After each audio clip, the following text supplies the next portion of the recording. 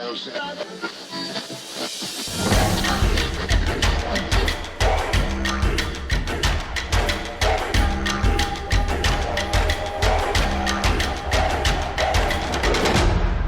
everyone, and welcome to this series on Finding Yourself with Dr. Paul, where we'll have the opportunity to chat with him about some of those questions that I know are in our minds as young professionals, young adults, and sometimes we think they're not worth addressing, they're too shallow, they're not going to take me seriously, but somehow they're still in our heads, and Dr. Paul is taking the time to talk to us. Dr. Paul, thank you so much.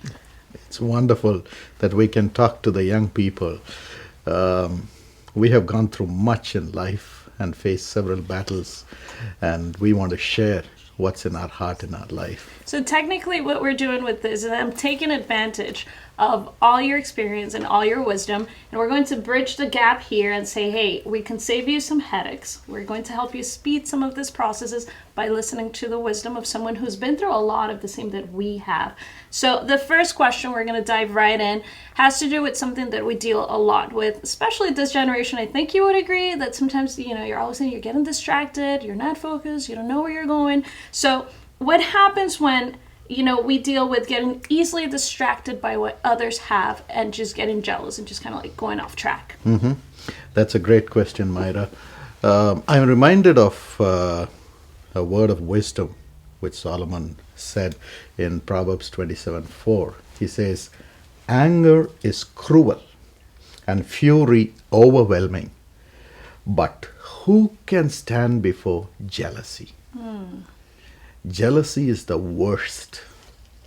So you see three things here: jealousy, distraction, anger, and fury. So when someone doesn't succeed, they look at the others who succeed, and they get angry. Jealousy brings anger, and it takes them out of the focus. They do not look at their own life, what they can do, but they look at the other person and say, why is that person successful?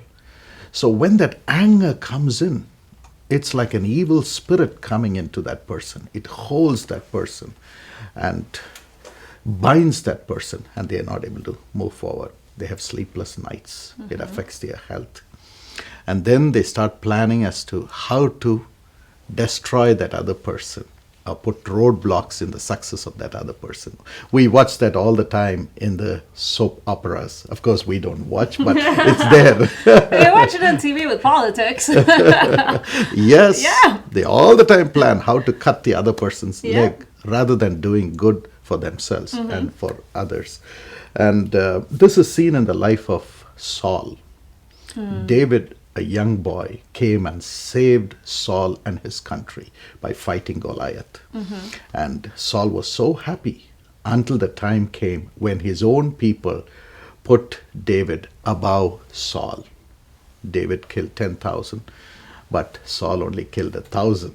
And that brought jealousy. And whatever I talked about came into Saul's life. He was all the time planning how to destroy him. An evil spirit came into him. He couldn't do well. His country came down, and his enemies overcame him. He couldn't sleep. And he even wanted to kill his own son because he was friends with David, who helped Saul. That's how it is. But now, how to come out of it? We have to come back to focus. Focus on who we are, what we have. Firstly, be thankful for what you have. Everyone has their own unique ability, unique calling, unique plans from God for their future. So whatever we have, let's thank God for it. And when we thank for the little ones, it grows and multiplies and opportunities open. And secondly, work on the success of the others too, and talk to them, get them to help you and guide you and so on, so that bridge is established. But the other person's experience may not be your own experience. You have a unique path to move forward. The greatest thing is to have peace with oneself. So stop looking around, but look to God and ask Him, tell me how you have created me and what you have planned for me to become. And I'm thankful for what I have. And that's the beginning for growth, for success. And whatever your hand finds to do it with all your might. It may be a little thing, but that's what will take you to greatness. You have given us so much wisdom there in little things, and I love that you used the story of Saul and David, because I think that Saul's story would have been so different if he had not lost focus. Like if he had realized that God had still given him a kingdom. He was still the king, and he was jealous of someone who was not yet in authority. Of course, we know that God knew how things were going to turn out. So I like that, and I like what you said about whatever you find to do it with excellence. The Bible says, if you're faithful in little, you'll be faithful in much. So Dr. Paul, thank you so much. You guys need to apply this.